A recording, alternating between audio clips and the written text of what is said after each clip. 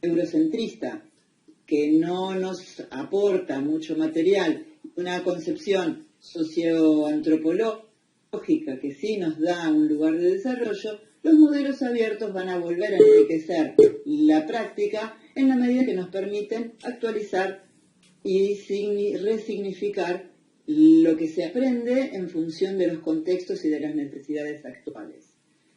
Esto, que quizás a principios del siglo pasado no era necesario, hoy es imprescindible, porque vivimos en contextos y en momentos llenos de información, llenos de materiales, de posibilidades, de recursos. Entrenar el discernimiento es uno de los organizadores y de los materiales más importantes con los que contamos. Quizás a fines de 1800 llegaba un espectáculo a un lugar, no había radio, no había televisión, y era todo lo que pasaba, y subordinarse a eso era fundamental. Hoy tenemos infinidad de recursos, de posibilidades de producción, de recursos, de información. Internet misma nos permite estar conectados con un montón de kilómetros de distancia. Entonces, entrenar el discernimiento, entrenar la reflexión, desarrollar esa competencia como necesaria, se vuelve fundamental, porque es lo que nos va a permitir comparar, equilibrar, regular y discernir finalmente, ¿sí? Si esto no, ¿qué es lo que hacemos? ¿Por qué lo hacemos? ¿Para qué lo hacemos? Y actualizar de esa manera el valor que ocupa esa decisión en nuestra vida. Dentro de las variables que tienen estos modelos culturales, variables para tener en cuenta en la relación de este discernimiento y de este entrenamiento está la complejización del espacio cultural, la tensión entre proyectos globalizadores y proyectos locales, como les decía recién. La diferencia y la desigualdad sociocultural es otro rasgo, otra variable para tener en cuenta. Las crisis ecológicas, que hoy nos abrazan a toda América, la violencia y su impunidad, son y van a jugar en esta posibilidad de apertura y en este discernimiento. La confrontación de identidades culturales múltiples, el impacto en la vida cotidiana de la informática, de la industria cultural y los medios de comunicación en masa. Las relaciones entre lo público y lo privado. Y por último, la presión del mercado en los procesos de creación simbólica y en la reproducción del saber. Y esto para nosotros no es menor, porque del mismo modo nos alineamos con rasgos no europeístas, la producción cultural hegemónica de los países del norte, por decirlo de algún modo, siempre hay una impronta de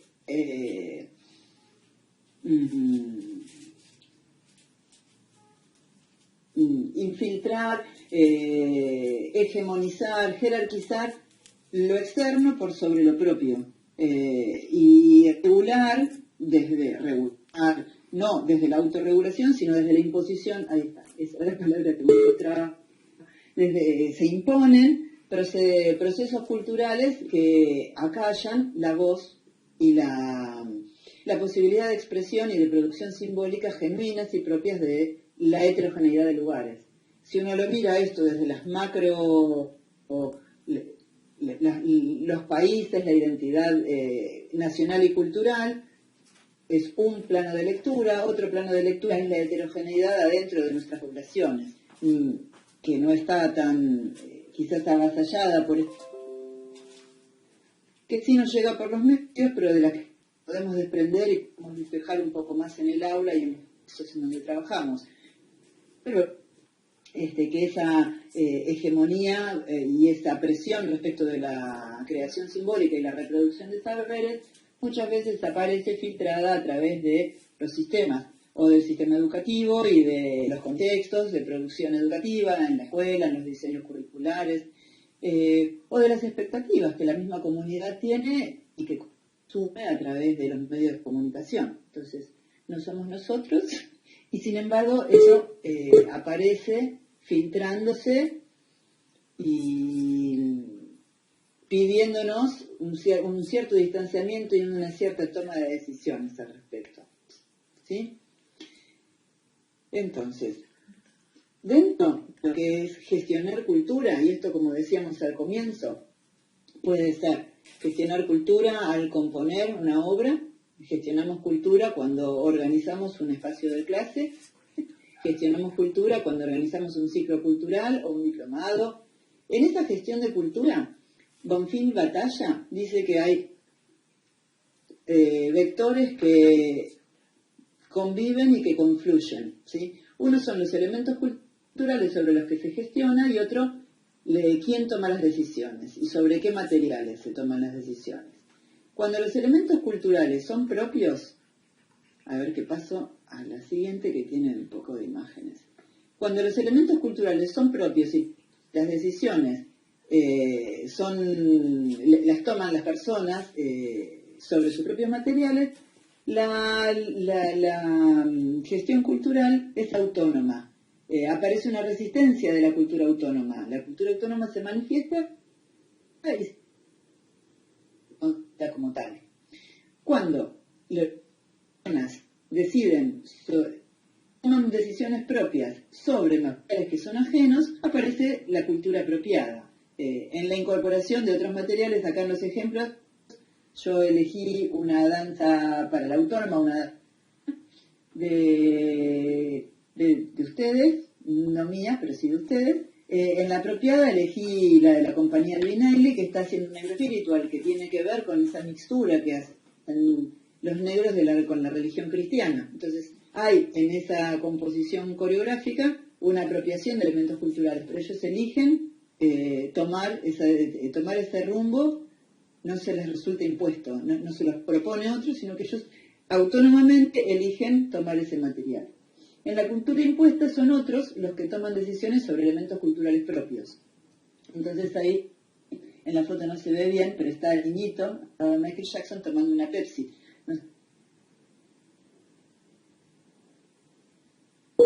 Las multinacionales. Desde allá nos imponen determinadas cosas. Y por último, el último formato de confluencia entre los actores y las decisiones, cuando actores ajenos de los niñitos tomando clases para una alfabetización rigurosa en la danza clásica, una danza que no respeta estos orgánicos que sí se puede enseñar con mucho cuidado y con un muy buen tratamiento sin lesionar ningún cuerpo, pero no se alinea en la danza clásica, se alinea en otro tipo de danzas. Bien. Vamos bien, parece, ¿no?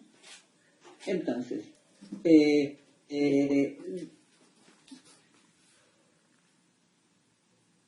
pueden ser maneras de pensar el enriquecimiento de las formas de educar en cultura. Una está la reafirmación de la cultura autónoma, el ajuste y actualización histórica de los procesos de apropiación, y del control de los elementos culturales enajenados, y por último, el rechazo simétrico de aquellos aspectos que aparecen atentando contra la vida y los derechos humanos. ¿Sí? Y esto se alinea con lo que estábamos viendo en la cultura autónoma, a la reafirmación de áreas singulares, en la propiedad o incorporar y apropiarse, recuperar el control de los elementos culturales enajenados cuando desaparece la posibilidad de tener control sobre los elementos propios, que vulneran y nuestra vida. El físico y el simbólico. Una pequeñita y un respirito y cambiamos. Vamos a cambiar el punto de vista. Hasta aquí, aspectos asociados con la cultura. Si tienen ganas de hacer una pregunta, por ahí es el momento, porque ahora vamos a tomar algunas perspectivas arte. De todo yo fui eligiendo recortes para poder armar con carreras asociadas con uno de los temas que yo elegí para esta primera clase. Sigo entonces. Respecto del arte, vamos a tomar como referencia, ustedes en la bibliografía tienen el texto de Ise Moyano, esta es la bibliografía de referencia. Ise Moyano va a analizar la danza en el contexto contemporáneo. Y entonces él va a decir que el mundo del arte es el discurso de las razones institucionalizadas y que para ser miembro de él se deben aprender los significados de las reglas y las razones que atraviesan una cultura y la rigen. El mundo del arte designa una comunidad constituida por especialistas, historiadores del arte, críticos, artistas, curadores, galeristas, aficionados entendidos. Estos especialistas son los quienes están habilitados para apreciar la autenticidad de la intención artística y elevar eventualmente el objeto banal a la categoría de objeto artístico. Porque cada vez que hablemos de arte vamos a estar hablando de legitimadores de arte, de los legitimadores del arte y de qué se habla cuando se habla de arte. Y entonces vamos a ver que no siempre hablar de arte es hablar de lo mismo. Arthur Danton, filósofo y crítico de arte norteamericano, manifiesta que es posible que un objeto sea una obra de arte en una época y que en otra no lo sea. Y pone como ejemplo el migitorio de Duchamp, la fuente, como lo llama Duchamp, que es el origen del arte conceptual y que es una de las grandes fracturas conceptuales respecto del arte. Si al principio el arte fue mimético y fue de imitación, después el arte pasó a estar atravesado por concepciones, ideologías, tendencias, movimientos, las vanguardias. Existiendo ahora, después a otro tipo de concepción del arte. El arte conceptual despeja y interrumpe esa relación directa entre el artista y el producto, ¿sí? Entonces, acá dice, la pregunta sobre qué es el arte y lo que no es va más allá de cuestiones de percepción. El arte conceptual interrumpe eso y entonces hace que estas cajas brillo o que el migitorio, las cajas brillo son de Andy Warhol y el migitorio es de Duchamp, no sean productos que ellos hicieron, son productos que ellos conciben como arte y lo firman como arte, pero no lo produjeron. Ambas cosas son producciones industriales, descontextualizadas y recontextualizadas en el circuito del arte. Esto interrumpe el vínculo entre el artista hacedor, el artista manual. A partir de este giro en la historia del arte, no es lo que se hace, sino lo que se nombra. O sea, muchas cosas que no son hechas con un objetivo artístico son resignificadas para eso. ¿Sí? Entonces, el relato legitimado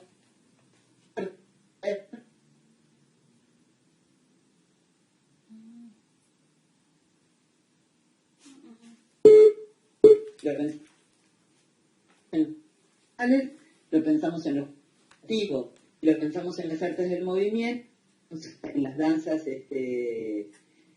las danzas sociales, en la danza clásica.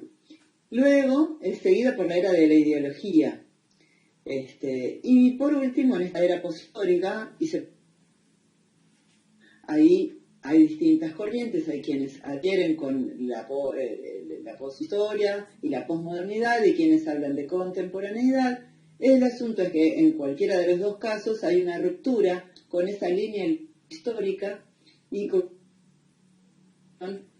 el objeto y el producto. No todo lo que fue hecho como arte sigue siéndolo, no todo lo que fue manufacturado en términos industriales sigue siéndolo, sino que depende también del artista, es el nombre del artista el que pone el arte.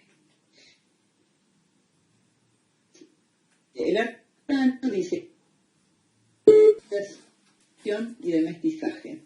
Estas que desde lo cultural veíamos en relación con los sobre los que se trabaja, son ajenos, son enajenados, son impuestos. Entonces, decíamos que volvemos un poquito más atrás, ahí está, que el siglo XX nos trae el arte conceptual para generar una ruptura importante, porque el arte conceptual es el que nos va a disociar por primera vez la relación entre el artista, artesano, productor de su obra, y el producto. El arte conceptual va a decir esto es arte. Las cajas brillo, Andy Warhol dice que son arte. Esta obra que se llama La Fuente de Duchamp es un migitorio. Antes de Duchamp era un migitorio producido industrialmente para el baño. Duchamp lo convierte en una obra de arte. Este rasgo propio del siglo XX genera una ruptura muy fuerte en ese diálogo entre el artesano, el artista artesano y la obra producción. Y por otro lado, hay una resignificación y una transformación del concepto perceptivo. Todo el siglo pasado trabajó y desarrolló en relación a eso. Las distinciones entre la música y el ruido, entre la danza y el movimiento, entre la literatura y la escritura. Y todos estos rasgos fueron contemporáneos con la época del pop, en donde Andy Warhol desarrolla sus cajas brillo. Nosotros en la danza esto lo podemos ver claramente. Si hasta mediados del siglo pasado la danza era coreográfica, a partir de los años 50, 60, las investigaciones respecto del azar, a través de, por ejemplo, Merce Cunningham, que pone a trabajar, elige el azar y tirar los dados para ver dónde salen sus bailarines, quién sale en cada puesto, en cada rol.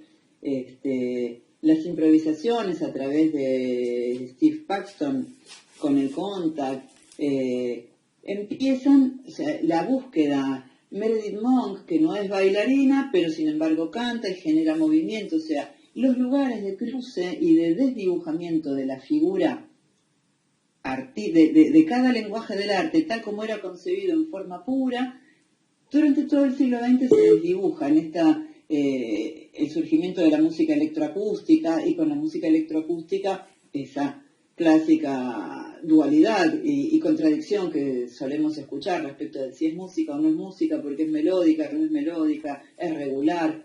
Bueno, esos contrastes fueron generando un escenario de producción diferente. Ese escenario de producción diferente, dice Isa Moyano, está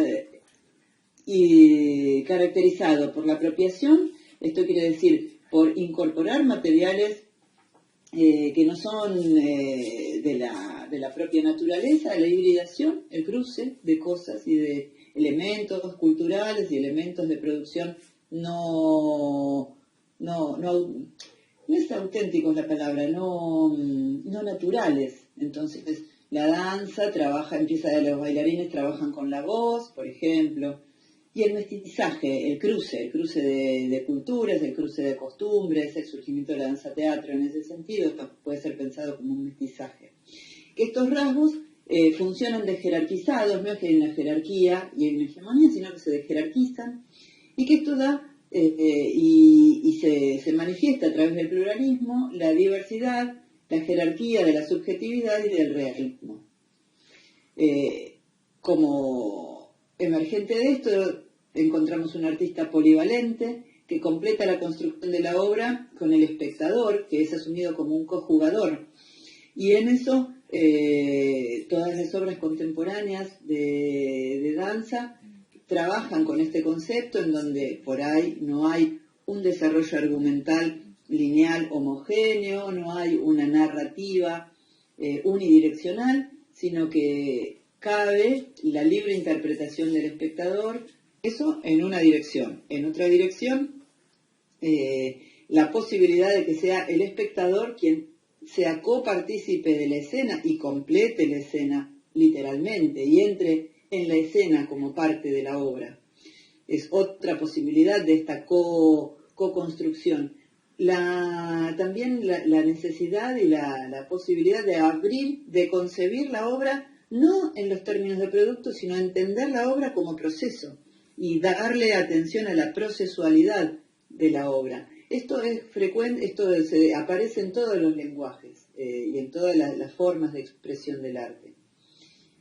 Después, la hibridación aparece en sus formatos porque se generan obras en donde hay parte que está alineada con lo artístico, parte que atiende a la investigación tecnológica y otro rasgo que atiende a la experimentación científica. Las producciones de danza con el programa Isadora, por ejemplo, con Future Lab, son cuenta de ello. Merce Cunningham también en su último tiempo trabajaba con el